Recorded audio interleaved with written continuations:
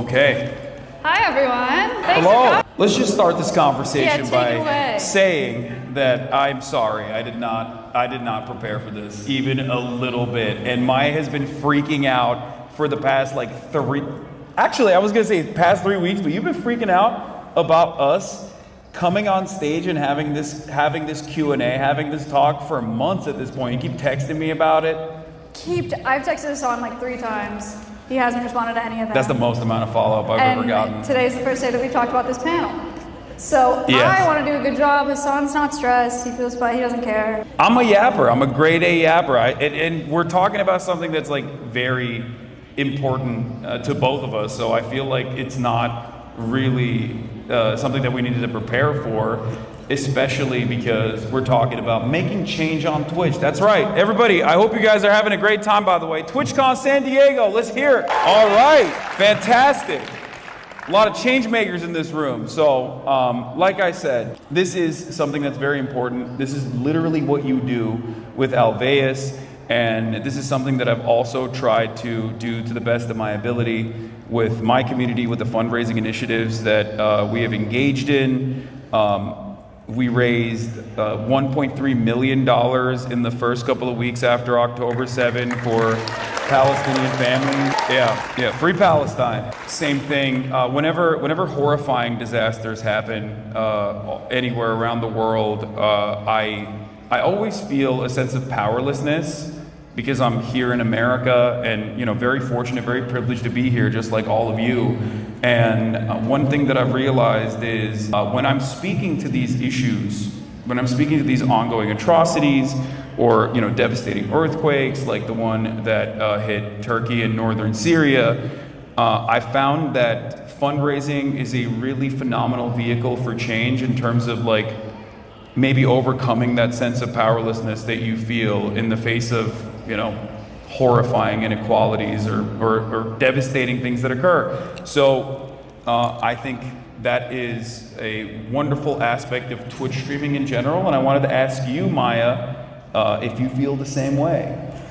I do. Hassan and I, the topics that we cover are very different, but I think our methods are very similar. So, as probably a lot of you know, hopefully a lot of you know, I have an animal sanctuary, Alveus Sanctuary. It's very nice.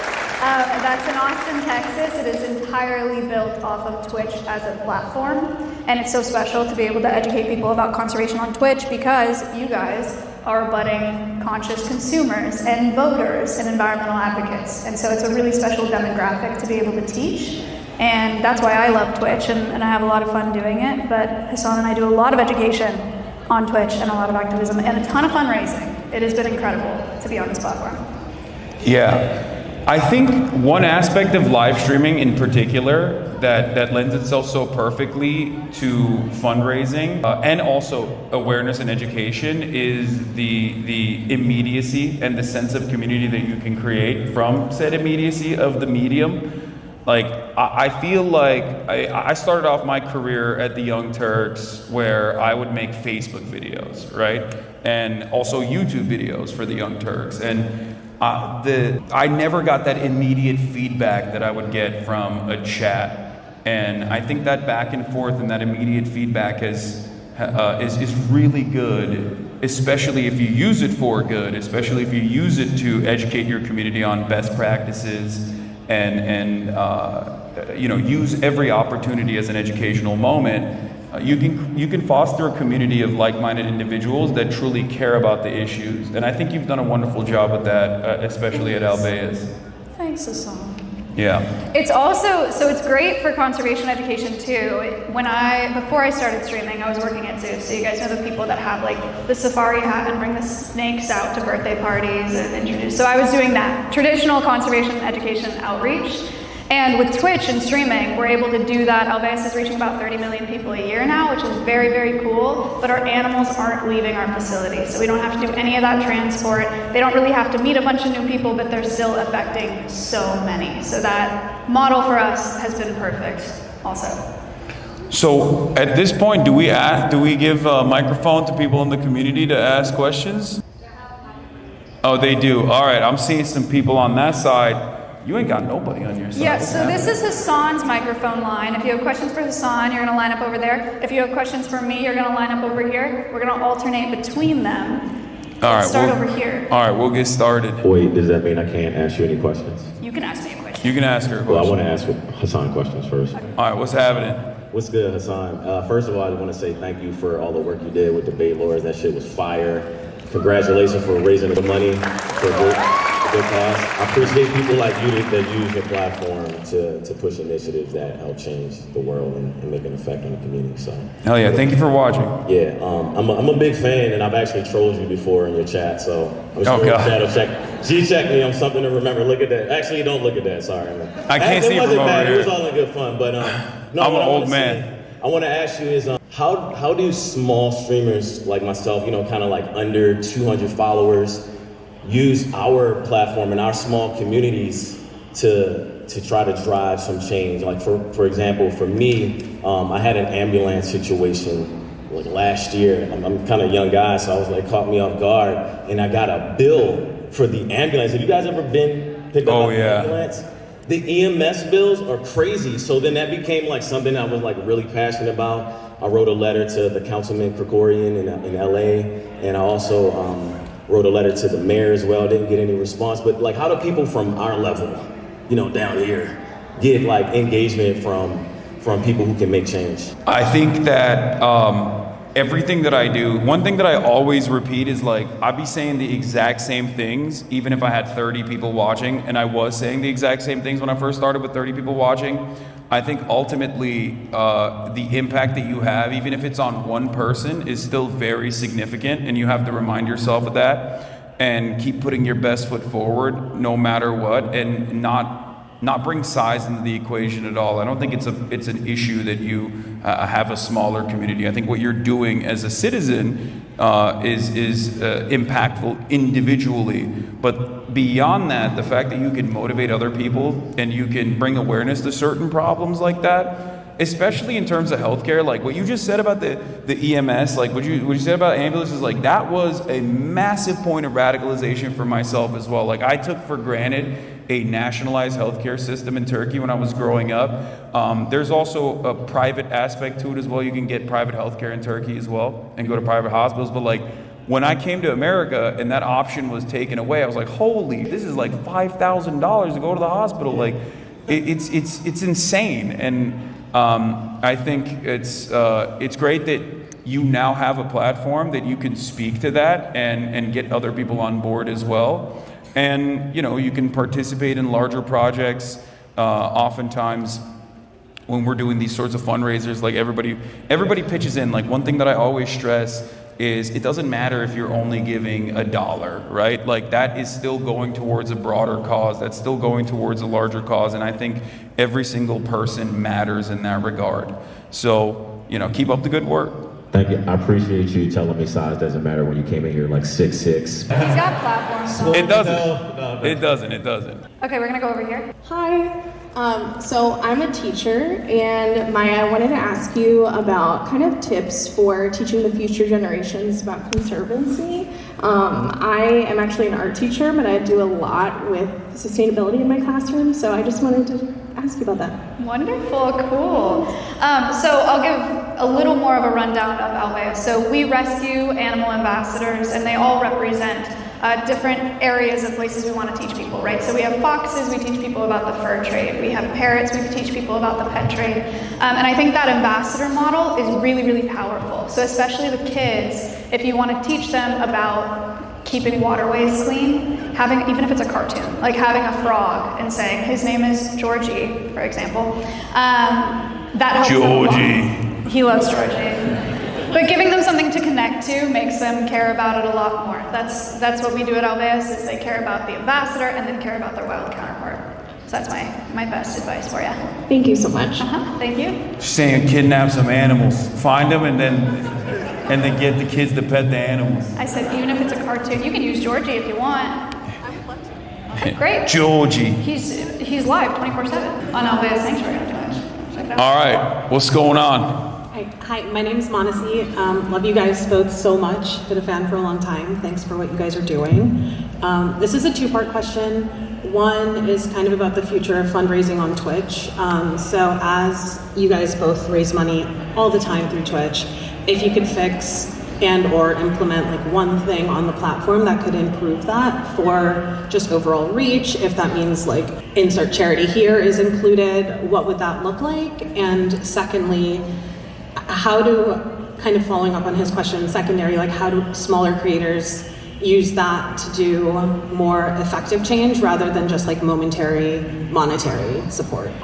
I was looking at you for some reason. I was like, maybe you got this. I actually really like a lot of Twitch features for fundraising. So Alveus is on Twitch Charity, which is wonderful because then they donate through Twitch and then we get it in a grant separately, and so it's all very clean and nice. Twitch is really powerful for fundraising because of what Hassan was talking about earlier, that immediate, they donate and you say thank you blank, you know, there's a connection there, which is really cool. The only thing that comes into mind, which would be cool but is not necessary, is like badges potentially. Like if you're doing a fundraising stream, if you could set a badge like this person has donated this much, they get a special badge during that stream. Are really cool. Twitch viewers also really like the I was there concept. So if there's like a badge for being at a fundraising stream and participating in it, and you have it for like a month or something like that, would be neat. Damn, that was brilliant. I got no notes on that, honestly, because we use a lot of third-party facilitators in this process. We use Tiltify on my stream for a lot of the fundraisers that we're engaging in, and I don't know if like substituting that out for like a Twitch facilitated processor would be better or worse overall. But I think Tiltify works fairly well, you know, so I have no issues on that front. I think a little bit more integration, like whether it be a third-party application or more integration from Twitch's side in terms of like setting markers, having those markers appear integrated in the user interface would probably be one additional note that I would add on to that. But as far as like small content creators, I feel like this is a question that's going to come up a lot. Like, I want to stress that over and over again. Like everything that you're doing, even if you are a small content creator, an up-and-coming content creator, right? And you have a certain set of values, and someone comes into your chat and violates those boundaries, right? Like, let's say you want to ensure that you want to create as safe of an educational space as possible for marginalized communities, right? Like trans people, for example.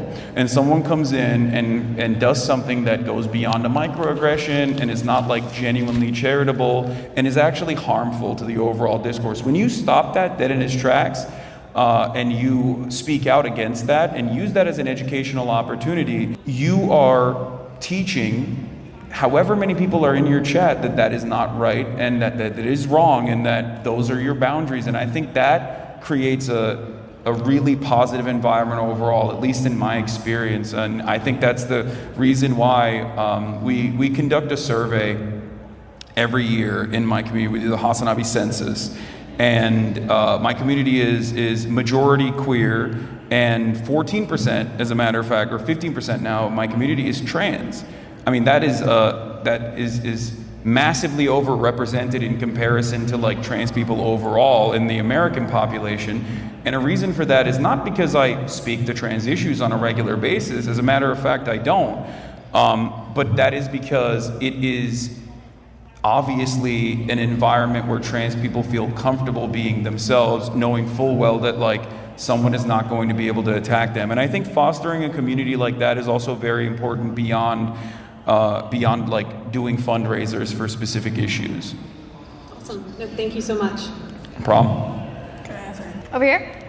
Hey, so I was recently elected to the board of a nonprofit, and I'm going to start running the Twitch channel for it. But I also want to do like my own channel, and like you have both like kind of working. I'm just kind of wondering if there's any challenges that you faced during that process. Yeah, sure. So some challenges, it's mostly been incredible because my platform, my main platform, Maya, acts as a funnel for Alveus still because it's a much larger platform. So I'm able to bring a bunch of people that watch the Just Chatting content and like me being on this on stream and stuff like that to Alveus, which is really, really neat. Challenge is there. I think it's super not traditional. So I might be on Hassan's stream eating mealworms and drinking and swearing and whatever. And that's not necessarily You representative. still owe me a collab, by the way, but you know this. What do you mean? You do.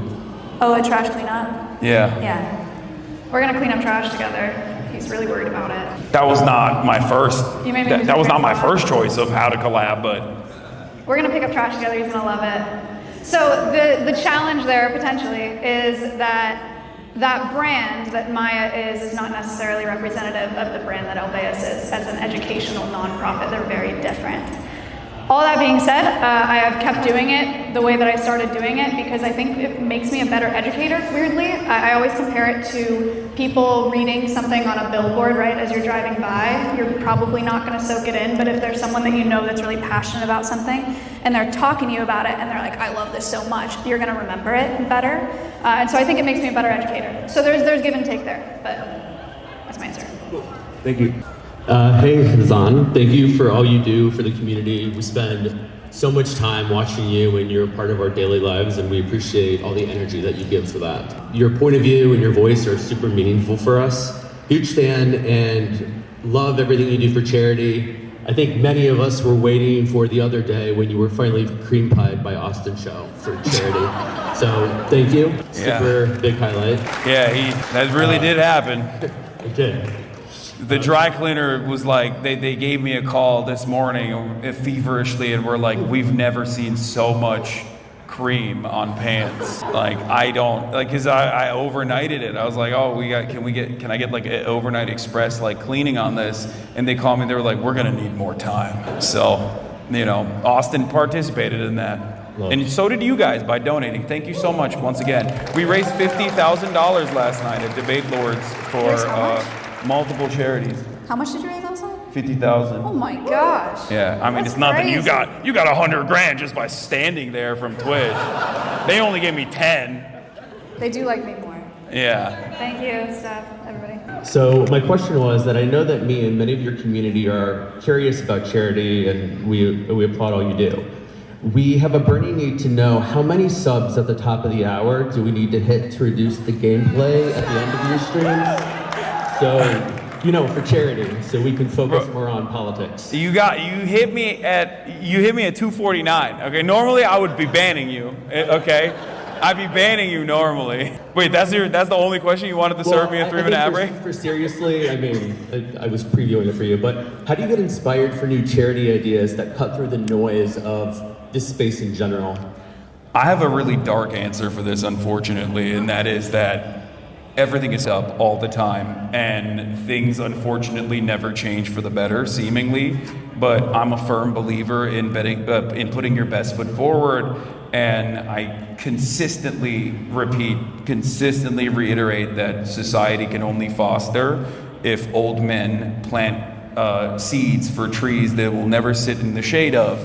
So I guess it's a target-rich environment out there. There's a lot of suffering going on. So, every day I speak to these issues, and sometimes some of those become very pressing matters, and that's when I choose to take action against it. But there's a lot of stuff that we could be fundraising for at any given moment.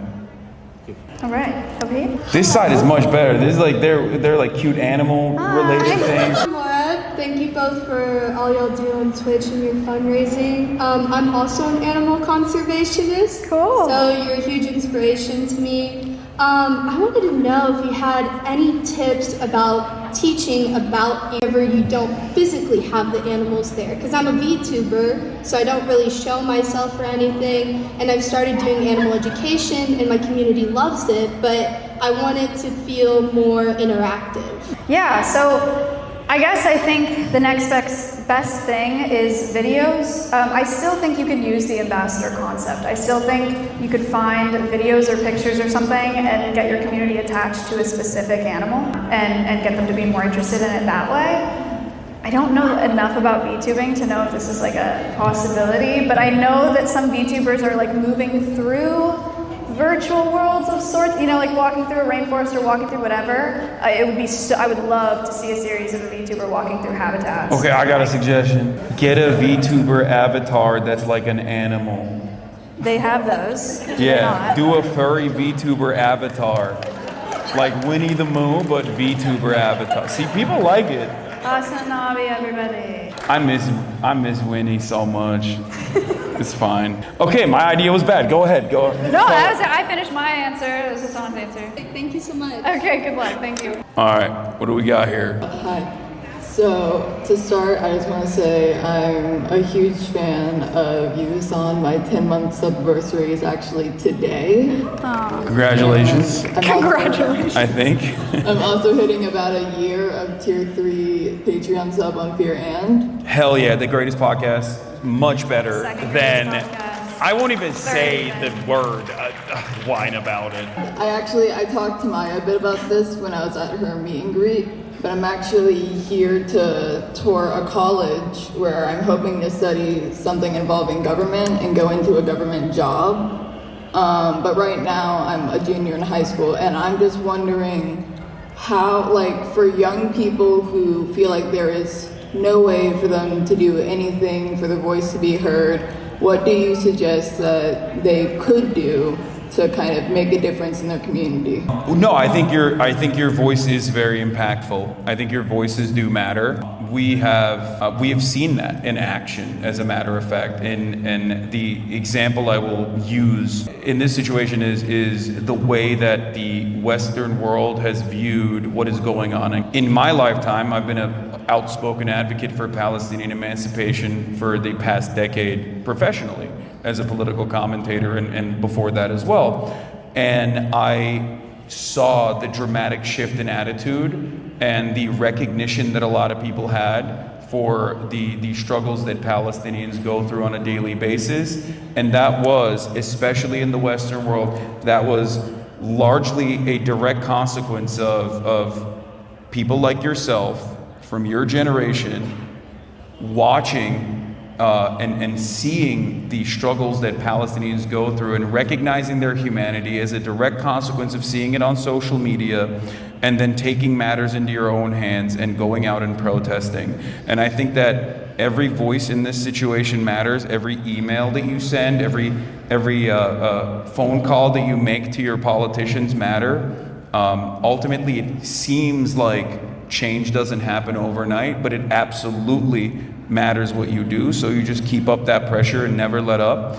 And beyond that, it seems like you're already personally invested in making that change by infiltrating the government and working. So I think that you're already doing it. So keep up the good work. Hello. Hello. As someone who is very self-aware with my trash and recycling and trying to pick up after yourself, how do you not get demoralized when you clean up a place and it immediately seems to fill with trash? Ooh, the conservation existential crisis. Yes, a tough one. Trash cleanups are awesome. Thank you for doing that. Number one, very, very cool. I think that one very specific thing maybe to think about, and I talk about amphibians a lot on my stream, that they have this semi-permeable skin and they're really sensitive to pollutants because when there's runoff into waterways, it can affect all those individual amphibians. So if you're cleaning up trash and it's not there for a few weeks, you are positively affecting the animals in that area. So that's really important. It sucks that it keeps happening. But if you're not doing it, nobody's doing it, and then it's going to pile up and become a way bigger issue, potentially to the point where it's uninhabitable for the animals in that area. So you just got to keep it up. You know, you're putting on the good fight. Thank you for doing that. Thank you. I'm sorry, I'll stop throwing the trash over there. Yeah, Hassan is the problem. Hassan litters. That's my bad. All right. Hi, Hassan. My name is Lebcats, or just Cat. I'm a half Lebanese variety streamer and a Lebanese American. My question, first of all, thank you for everything you've done for Palestine, Free Palestine. Hell yeah. My family is in the southern Lebanon border, and I've tried really hard as a white passing Lebanese American to speak out and to educate as many of my, white friends as possible. My question is, how do you deal with you've raised so much money for.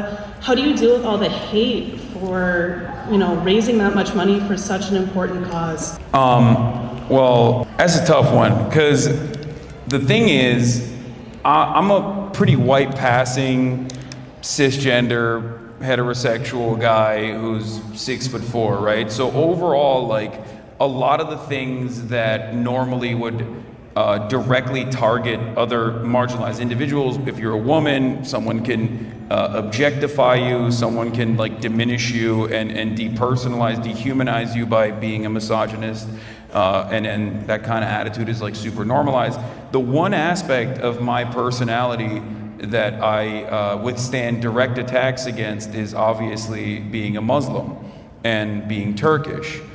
And I guess there's not really anything you can do. It sucks. I don't know how else to go about it other than hope that your message reaches people and that it changes their minds and they see you as a person and not operating in this like monolithic fashion because you have some cynical approach to the subject matter because you're personally biased, and that your bias is somehow sinister, and it's not that you're biased to see the humanity in people that are, your family members, people living in Lebanon, people who are victims of Western imperialism. And, it's just, we're living in a post 9/11 war on terror world, and I think a lot of people who are from that part of the world, who are Muslim or even Christian, who are Arab, definitely realize that, like, for a lot of Americans, that was a real comfortable skin to wear. Like, they flipped that on like that. Like, when I saw Dr. Oz get almost elected as a Republican in Pennsylvania, I was like, damn, like, that was a Sunni Muslim. Like, he's running against a dude that, is awful, and I'm not gonna get into that, but like, I was like, that's a Muslim guy running on the Republican ticket. Like, I thought this was, the war on terror country. And I thought things were changing. It turns out, obviously, post-October 7, I was wrong. People were waiting for the opportunity. But the reality of the matter is you just, I guess, never show weakness and never give people the pleasure of feeling like they got you, that they made you feel a certain way by so easily and in such an awful way, such a cynical way, just make you feel less of a human being, less than a human being, because it's that easy for people. And everyone in this room knows this from one point or another. Like, if you're a black person, you know exactly what I'm talking about.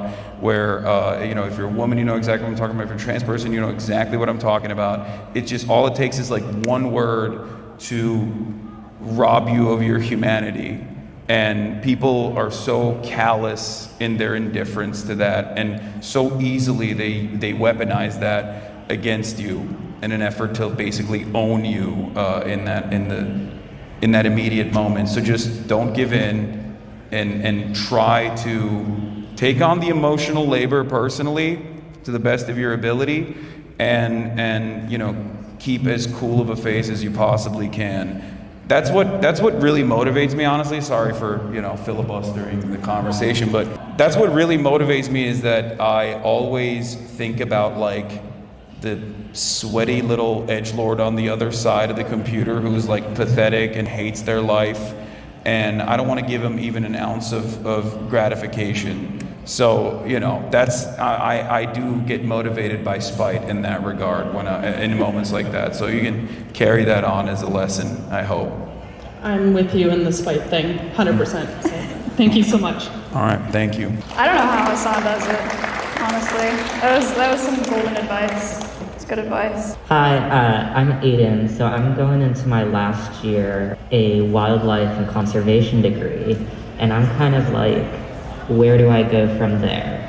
Especially as someone who's disabled and trans, it's like, I've done a lot of volunteer work, but how do I switch that to something that's a bit more accessible, but still involves animals? Okay, so I have a lot of different kinds of advice depending on what kinds of things you're looking at doing. So one of the pieces of advice I give all the time that you guys some of you have probably heard, is if you want to work with Like big cats, if you want to work with tigers or something, you have to start by volunteering at a cat shelter, like a dog and cat shelter. Any animal care experience is good animal care experience, so the volunteering is an excellent start.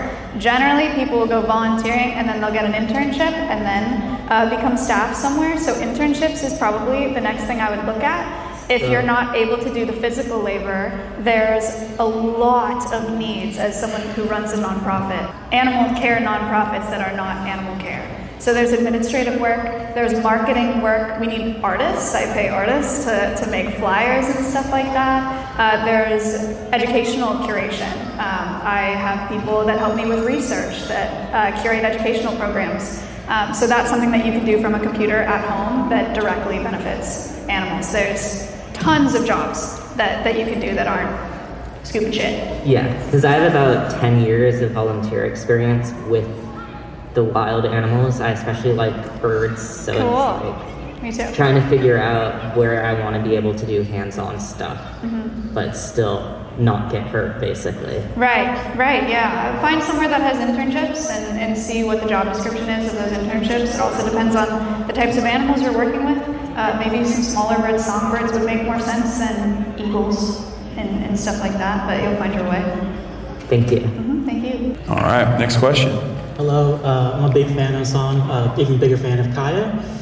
Because of you, I've been more active in protests and fundraisers online. And because of that, I've run into a lot of people who are just curious, if you know what I mean. Oh, I know what you mean. Yeah, and I'm wondering, how do you choose your battles? How do you determine when it's best to try to educate someone versus ignore? I mean, I'm a really stubborn piece of, as you guys know. So I will, no matter what, if someone is coming in to be like, why are you the worst person and also an Islamist fundamentalist? Just curious. Like, even if they say that, like, I'm gonna approach that. Because I don't want to ever squander an educational opportunity, given that like it's not directly about that person who's asking that question, but it's also all of the people that are just tuning in that situation. But in a one-on-one conversation, if that's what is that what you're asking about, like a one-on-one conversation? Yeah. Well, that's a little different, I think. You have to read the situation and see for yourself if this person is like truly hostile, wants to genuinely hear your perspective, or if they are just shooting. And if they're doing that, then yeah, you're like, in the real world, I think in many instances, it's a lot more difficult to like, in some ways it's a lot easier to change someone's mind if they're not coming in as a hostile entity. But if they're just simply there to like debate you and just like demoralize you and exhaust you, then there's no reason to take on that task at all. So I guess it's totally situational. It's totally dependent on the other party. And you got to make that read on your own. But always be charitable. Like, always assume that the other person is charitable. I think that's the best practice. Thank you. Well, hello. Hello. So I've done a ton of different types of fundraising, like, the guests and stuff. What's your favorite to do? Which one do you have the most fun doing? Who's your favorite guest that you've ever had on Alveus? My favorite collaborator, person who's come to Alveus. Are you wanting me to say you? I mean, Hassan's community did raise $30,000 for Alveus. Well, they did. So he gets points for that. I liked Ray, though. She was excellent. She was not afraid of anything. She was really nice to all the animals. They all loved her. They love me too, okay? The animals Everyone love was fine me. with Hassan except for the chinchillas. They wouldn't stop touching them.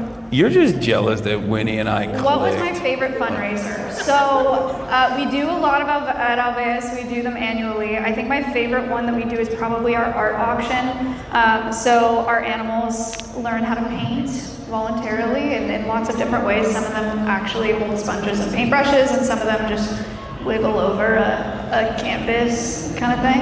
But the paintings are always wonderful, and we auction them off every year. That one's probably my favorite, because then the people that are buying them get like a piece of the sanctuary and something really special. And it's something that all of our animal care staff who's here today gets to participate in too. So it's a really special one. Thank you. Thank you. I agree. All right. Hey, Hassan. Hey, Maya. I think, by the way, sorry, do we have 5 minutes? Yeah. 5 minutes. 5 minutes. Okay, so we're gonna take one more question from each side, I think, right? All right, we'll be concise. All right. Both of us. Okay. Yeah, I'm gonna try to keep this concise too. My special cause that's close to my heart is colon cancer research, and after my dad passed away from it, and whenever I was researching different places to donate to, it felt confusing, like there were so many options and I didn't know who was legit, who wasn't. And that happened with Palestine as well. Like I didn't know like who was legit for sure. So I was wondering what you guys' experiences were for that. Like, do you have a team that screens that, or do you personally get into screening it? I personally get into screening it, but you're absolutely correct. There are a lot of charities out there that are, especially when it comes to, there are a lot of charities beyond like the normal 501c3 operations that are already kind of shady to begin with, but like with foreign, with issues that are in areas that like America has purposefully shut off like normal payment processors from. It becomes a really tricky situation, but I obviously have a network of activists that I rely on that I can talk to specifically in moments like this, and not only advocates, but like, you know, family members that know exactly which charities are directly working on the ground despite the limitations. So it does require a lot of research ahead of time before investing all this time and energy into it, but I think it's very valuable, and you're on the right track when you're thinking about it like that. Now, in terms of colon cancer, I would assume that like the issues that you run into are the regular 501c3 problems, like people probably know this, or I don't know. I mean, the most famous case of this is the Red Crescent, right? Like millions of dollars are donated by individuals who think they're doing the right thing, and they are doing the right thing in that moment, and then Red Crescent takes that and squanders it and basically utilizes 99% of those funds to I don't know, pay off like executives or whatever. And I think that that's truly horrific. So it definitely requires a little bit of research ahead of time before making any sort of like time commitment or any sort of additional commitments in terms of fundraising. But it's always good. Sorry, totally interrupted. I thought you were Go ahead. Nonprofits also have their financial reports available online, or their 990s, and you can look through those if you want to do that research. If you go on their website, it'll be on there if it's a legitimate nonprofit. Yeah. That's agreed. Okay, last one really quick. Or are we done? No, let's get one from your... One more. Yeah. You guys, first of all, lots of respect to both of you for all the work that you do to make a better world, right? My question is just, how do you see vegan lifestyle, plant-based eating fitting into that? Because it's something that we can all participate in. Dude, you are brawling. Are you vegan? Like, so I mean, like, that's like... You're vegan? Yeah. God damn. This dude's just eating so much pea protein, bro. That tastes so bad, sorry. Oh, also, can I want to cut in real quick, sorry. I said Red Crescent, I was talking about Red Cross. I apologize. That was my mistake earlier when I was talking about a charity fraud. But go ahead, sorry. No, so I mean, how do you guys feel in regards to that? Obviously, there's lots of ways to promote it. Bro, you're a walking billboard. What do you mean, lots of ways to promote it? Look, how much do you weigh? How tall are you? Weighs? Sorry. That's crazy. What do you look You at don't have to him? answer any of these questions. Look at him. We can talk after if you want. He's FDA approved steak over here. That's crazy. I think veganism is great. I think it's great both in regards to animal welfare, because obviously it is the absolute best that you can do for animal welfare, and it's great environmentally, generally speaking too. So if that's something that you guys are able to participate in, even if it's not black and white, I'm vegan now, even if it's trying vegan meals every once in a while, and that doesn't have to be like a fake meat product or like a packaged, this is a vegan thing. There are lots of things that you can do to have a vegan diet that are not that crazy. You can do a lot of beans, you can do a lot of quinoa and lentils and stuff like that, and just try it out. There's tons of recipes online, and I think it's something that a lot of more people need to give a try. But I think it's also, I understand that it could be tough to make that full switch, both in terms of lifestyle and financially sometimes and all that, but give it a try. Good. Thanks for your I question. just want to get some input and get that out there, so yeah. Thanks. Thank you. All right.